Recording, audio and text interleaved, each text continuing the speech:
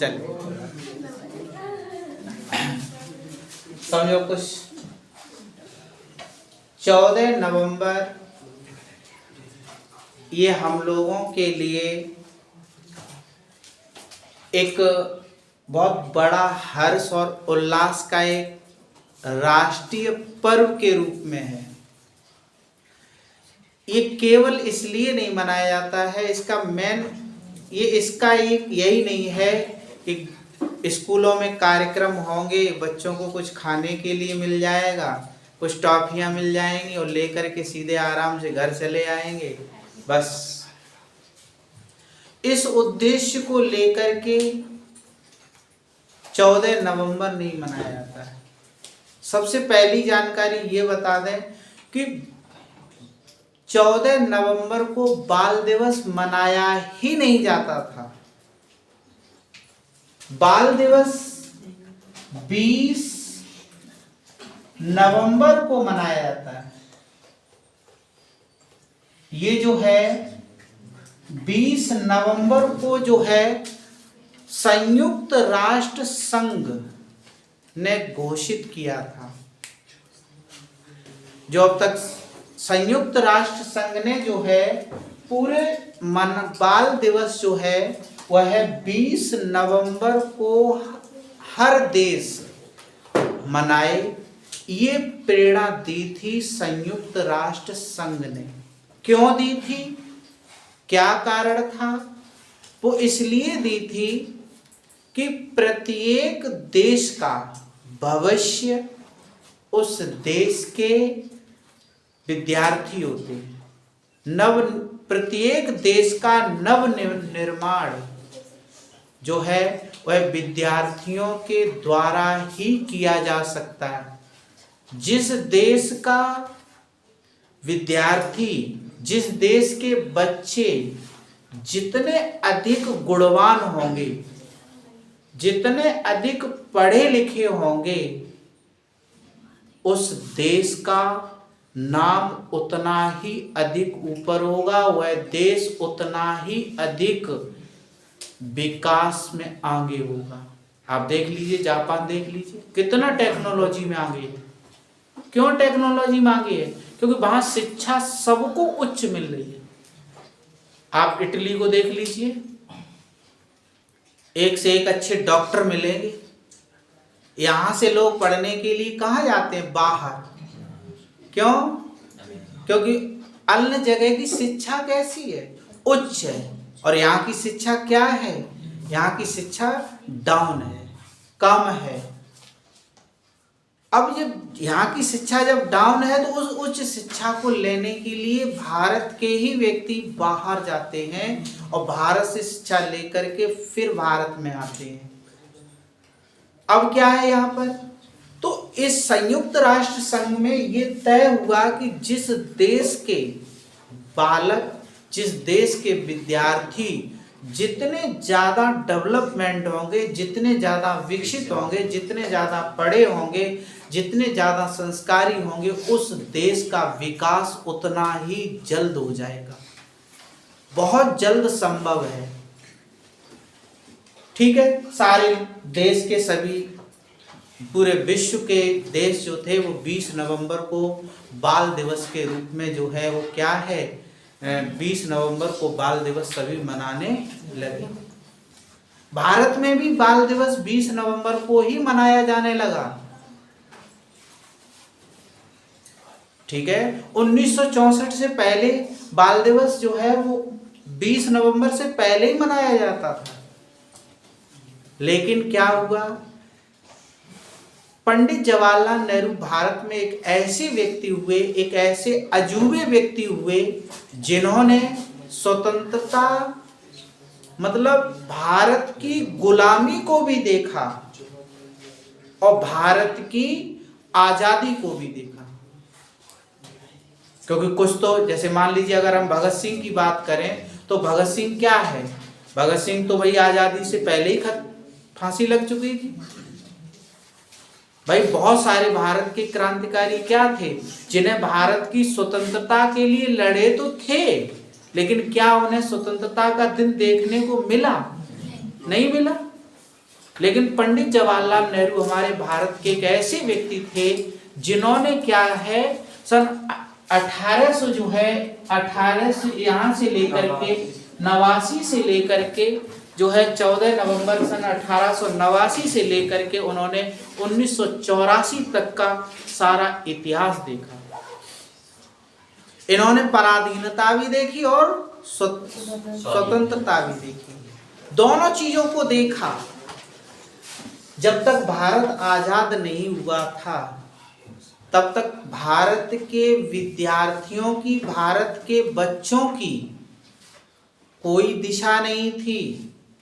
पढ़ाने की तो बात छोड़ो, उनको स्कूल जाने की तो बात छोड़ो, बात भी नहीं कर पाते थे क्योंकि अंग्रेजों के गुलामी में थे, आजाद ही नहीं थे, कोई भविष्य ही नहीं था। लेकिन जब भारत को आजादी मिली और जब भारत को जब आजादी मिल गई तो मिलने के बाद, ठीक है, मिलने के बाद पंडित जवाहरलाल नेहरू ने जो है वो क्या किया, भारत के प्रथम प्रधानमंत्री बनाए गए।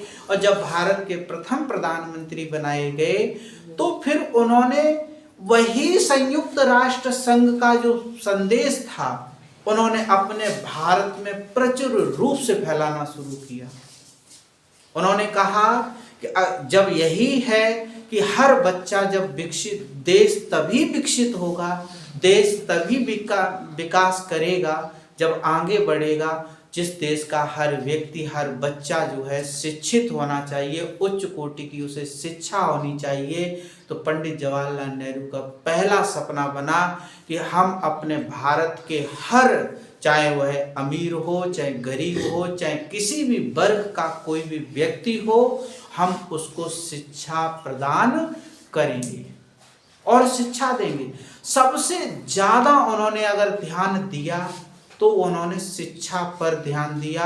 शिक्षा पर ही उन्होंने साफ कहा है, डिस्कवरी ऑफ इंडिया में उन्होंने साफ लिखा है कि बच्चों से काम न कराया जाए, बच्चों से मजदूरी न कराई जाए, बच्चों से जो है उनको जो है व्यवसाय में न लगाया जाए, बल्कि बच्चों को जो है उन्हें केवल और केवल शिक्षा प्रदान करनी चाहिए, शिक्षा दी जानी चाहिए। उन्होंने कई जगह उन्होंने भाषण में भी कहा, कई जगह अपनी बुकों में भी ये बात लिखी और उन्होंने उस पर वर्क भी किया और इतना वर्क किया कि वाकई में उन्होंने हर व्यक्ति को शिक्षा मुहैया कराने के लिए एक मुहिम सी छेड़ दी और हर व्यक्ति के बच्चे को शिक्षा प्रदान होने लगी, भारत के हर बच्चे को शिक्षा प्रदान होने लगी।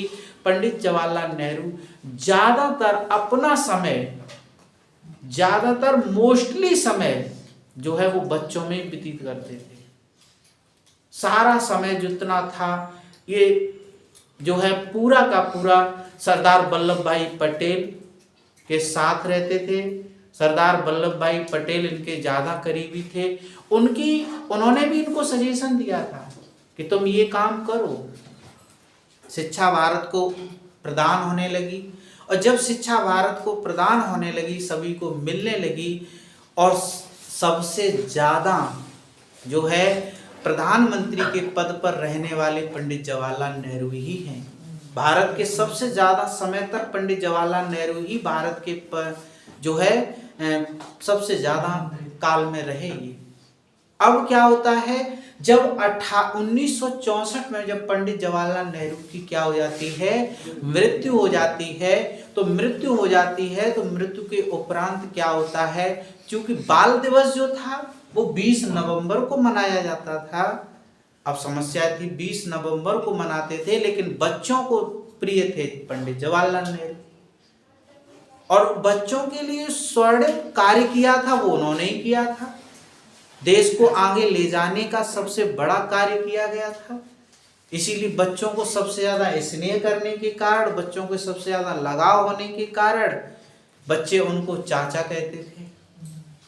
ठीक है, जैसे घर में भी एक चाचा का रोल ज्यादा होता है, बच्चों के प्रति स्नेह का होता है, इसी तरह से स्कूल के भी जो बच्चे थे उनके साथ भी वह रह करके जो है ज्यादा लगाव था, उनकी सारी आवश्यकताएं पूरी करते थे।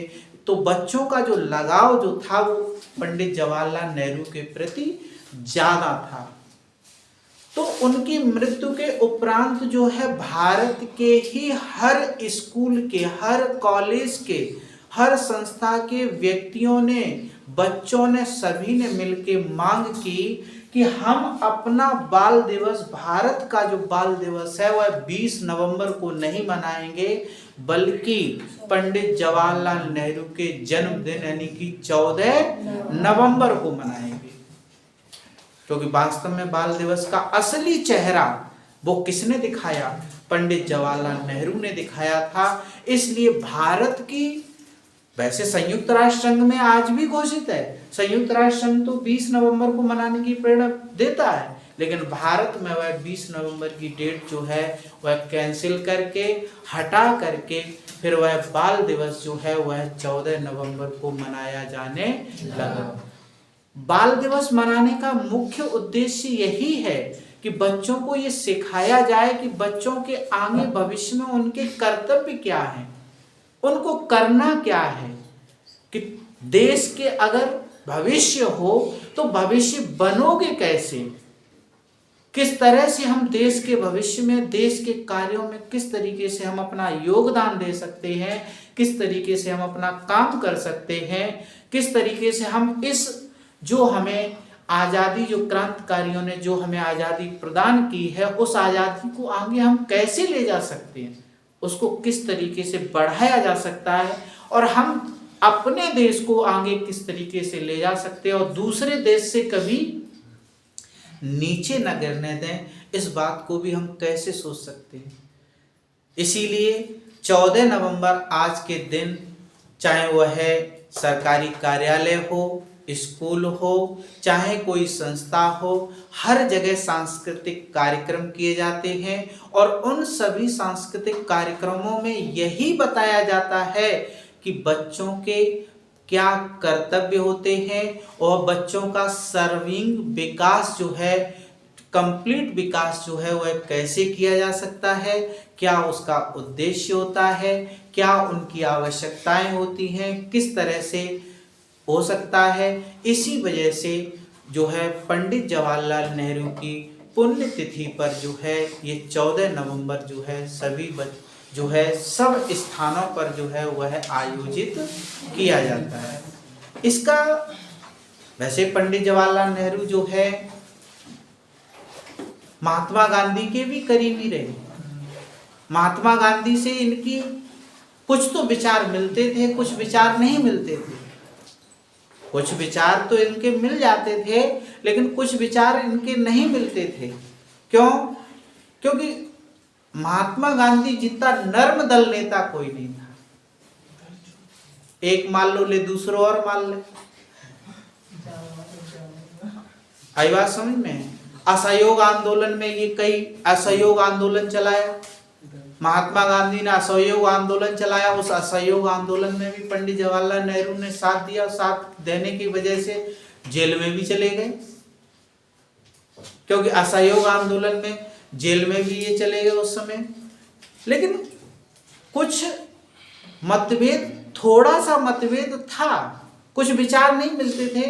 कुछ विचार गांधी जी कहते थे नहीं भाई हम तो शांति प्रिय से लड़ने के लिए कहते, कभी कभी प्रयोग कर लो थोड़ा बल का। ये बिल्कुल ही गांधी जी तो बल का बिल्कुल ही प्रयोग नहीं करते थे। इस वजह से क्या थे, कुछ विचार जो हैं क्रांतिकारियों से भिन्न हो जाते थे।